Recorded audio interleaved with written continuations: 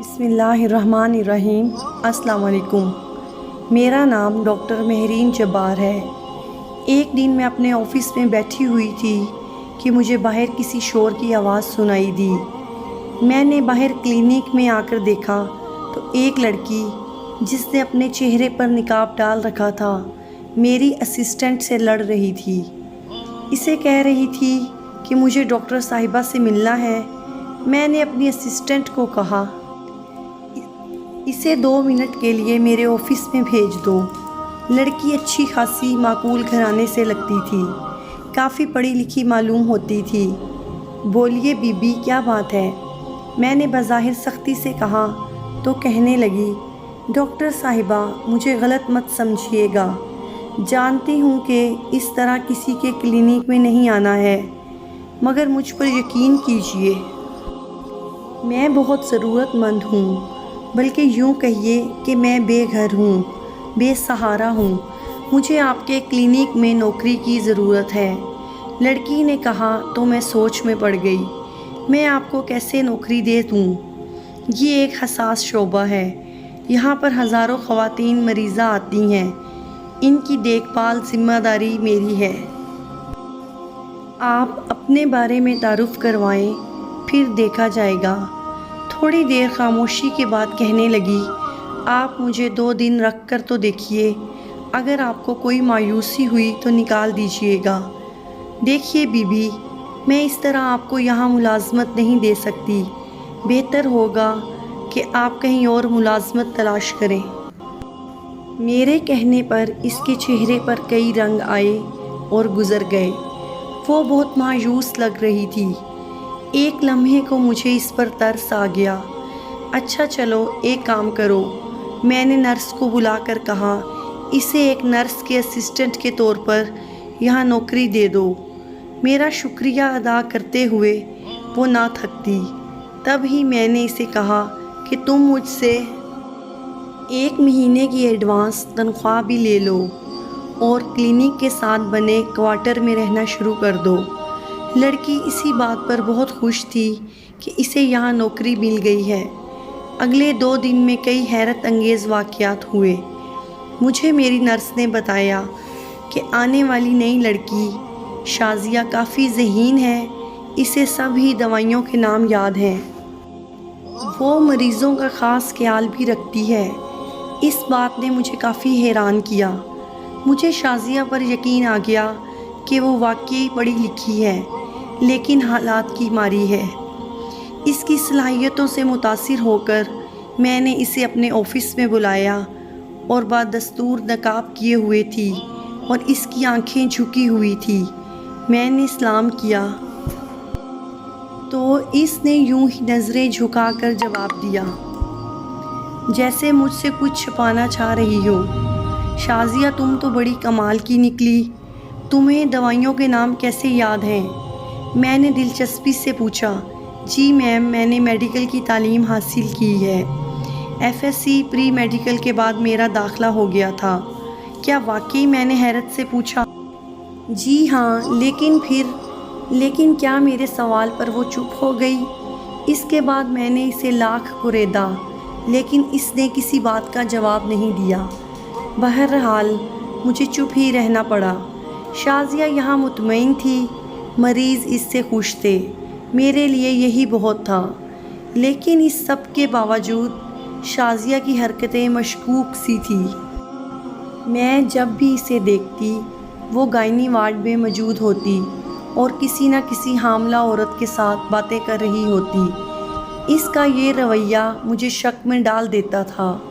फिर इसके चेहरे पर मौजूद नकाब भी एक सवालिया निशान बनकर रह गया कि आखिर वो हर वक्त अपना चेहरा ढांपे क्यों रखती है। हालांकि जिस वार्ड में वो काम करती थी वहाँ पर मर्द मुलाजमीन का आना जाना सख्ती से मना था। ऐसे में गायनी वार्ड के अंदर शाज़िया का चेहरे पर निकाब करना मेरी समझ से बाहर था। मैंने कई बार इसे इशारों में नकाब हटाने की बात की तो इसने बुरा मना लिया। कहने लगी, आप मुझ पर शक करती हैं, ऐसी कोई बात नहीं थी। लेकिन शाज़िया का रवैया अब ऐसा ही था। اس پر شک کیے بنا چارہ ہی نہیں تھا، لیکن پھر بھی میں چپ رہی کہ کہیں اسے برا نہ لگ جائے۔ یہ سب ایسے ہی چلتا رہتا کہ ایک دن ایک عجیب واقعہ ہوا جس نے شازیہ کی حقیقت سب کے سامنے کھول کر رکھ دی۔ شازیہ مجھ سے فطرتاً ڈرتی تھی۔ میں ایک دن گائنی وارڈ کا راؤنڈ لگا رہی تھی کہ شازیہ کو ایک عورت سے باتیں کرتے پایا۔ مجھے اس کی یہاں پر موجودگی عجیب سی لگی۔ میں نے اسے اس سے پہلے ایک کام اور دیا تھا کہ وہ پہلے نمٹا لے، مگر وہ یہاں اس عورت کے ساتھ بیٹھی گپیں ہانک رہی تھی۔ تب ہی میں نے سختی سے اس کا نام پکارا تو وہ کچھ اس انداز سے پیچھے مڑی کہ جلدی میں اس کا نقاب اس کے چہرے سے سرک گیا، اور یہ دیکھ کر وارڈ میں موجود سبھی خواتین کی حیرت سے آنکھیں پھٹی کی پھٹی رہ گئی۔ میں شازیہ کو جلدی سے وارڈ سے باہر لے آئی اور اپنے آفس کی کرسی پر لا کر چٹک دیا۔ بتاؤ شازیہ، تم نے تو کہا تھا کہ تم اپنی گھبراہٹ کی وجہ سے نقاب کرتی ہو۔ مجھے سچ سچ بتاؤ کہ تمہاری حقیقت کیا ہے، ورنہ میں تمہیں ابھی اسی وقت پولیس کے حوالے کر دوں گی، اور میں نہیں چاہتی کہ وہ روایتی طریقے سے تمہاری تفتیش کریں۔ نہیں میم، میں نے آپ کو کوئی دھوکہ نہیں دیا۔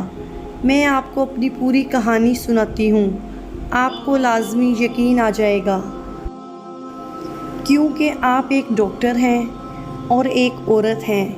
وہ سر جھکا کر اپنی کہانی سنانے لگی۔ شاید آپ کو یقین نہ آئے، لیکن میں جس گھر میں پیدا ہوئی تھی وہاں پر بیٹوں سے زیادہ بیٹیوں کو اہمیت حاصل تھی، لیکن اس بات پر نہیں کہ وہ اللہ کی رحمت ہوتی ہیں، بلکہ اس لیے کہ ہمارے خاندانوں کے لڑکے اکثر نکمے ہوتے ہیں۔ گھر کے اخراجات وغیرہ عورتیں ہی پورا کرتی ہیں۔ انہی دنوں جب میں نے ہوش سنبھالا تو میری دونوں بڑی بہنیں جو مجھ سے پہلے بیاہی جا چکی تھی اب آ کر گھر بیٹھ گئی تھی۔ ان کی وجہ سے گھر کا ماحول اور بھی گھٹن زدہ ہو گیا۔ اماں ابا ان کی وجہ سے پریشان رہتے۔ میری دونوں بہنوں نے میٹرک تک تعلیم حاصل کی تھی، جبکہ مجھے تعلیم حاصل کرنے کا جنون کی حد تک شوق تھا۔ میں نے اماں ابا کی مخالفت کے باوجود بھی اپنی تعلیم مکمل کی۔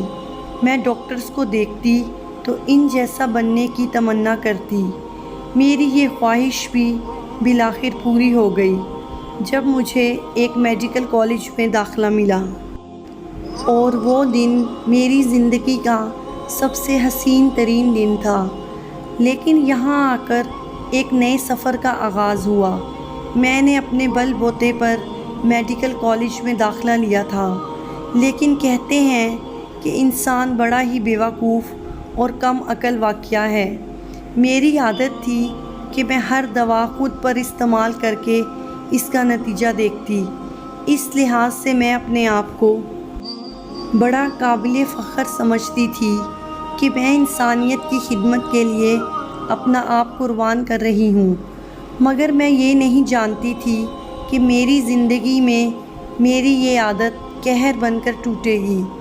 انہی دنوں ایک ایسا واقعہ ہوا جس نے میرے گھر والوں کی اور میری زندگی بدل کر رکھ دی۔ میرا بھائی جو ہر وقت گلیوں میں آوارہ پھرتا رہتا تھا، ایک دن اس کے بارے میں خبر آئی کہ اس کے مخالف گروپ کی لڑکی کے ساتھ چھیڑ چھاڑ کی ہے۔ ہمارا خاندان بھی غریب تھا، ہم اس طرح کی شرارت افورڈ نہیں کر سکتے تھے۔ شریکوں کے کہنے پر ابا نے بھائی کی پوچھ گچھ کی تو وہ صاف مکر گیا۔ کچھ دن کے بعد ہمیں اطلاع ملی کہ بھائی کو مقامی پولیس اٹھا کر لے گئی ہے۔ ابا تھانے پہنچے تو پتہ چلا کہ میرے بھائی نے مخالف گروپ کی لڑکی کی عزت پر حملہ کیا ہے، اور اب سچ نہ جانے کیا تھا۔ لڑکی والوں کا ایک ہی مطالبہ تھا کہ ہم لڑکے کو کسی صورت معاف نہیں کریں گے، جیل سے چھوٹ بھی جائے تو گولی سے اڑا دیں گے۔ तब मेरे अब्बा ने इस मसले को हल करने के लिए मेरी बहनों के रिश्ते इन लोगों को पेश किए, मगर वो लोग शादीशुदा बेटियों का रिश्ता करने पर राज़ी नहीं थे। सो कंवारी बेटी यानी मेरी कुर्बानी पेश की गई। मैं तो बहुत ज़्यादा सदमे में चली गई। मैं अपनी पढ़ाई छोड़ना नहीं चाहती थी, लेकिन अगर मैं ऐसा ना करती तो मेरे भाई की जान चली जाती। इस तरह मुझे भाई के लिए कुर्बानी का बकरा बनना पड़ा और अपनी पढ़ाई छोड़कर शादी की कुर्बानी देना पड़ी। मेरी पढ़ाई छूटी तो मुझे बहुत अफसोस हुआ, लेकिन मैंने चंद किताबें घर में रख ली थी जिनसे मैं मुसलसल दवाइयों के बारे में सीखती रहती। कहते हैं कि नीम हकीम खतरा जान होता है। कुछ ही दिन गुजरे थे कि मेरी सास ने शोर मचाना शुरू कर दिया कि मुझे अभी तक औलाद क्यों नहीं हुई। औलाद औरत के बस में थोड़ी होती है, लेकिन मैं अपनी सास को समझाती तो वो मुझ पर ही बरस पड़ती। कान खोल कर सुन ले, तू वैसे भी शरीकों की है, तुझे घर बिठाकर मुझे कोई सुकून नहीं मिलेगा। अगर आपको मेरी स्टोरी पसंद आई हो तो प्लीज़ मेरे चैनल को सब्सक्राइब करें और कहानी का अगला हिस्सा सुनने के लिए बेल आइकन के बटन को दबाना मत भूलें, ताकि आने वाली स्टोरी का नोटिफिकेशन आप तक पहुंच सके।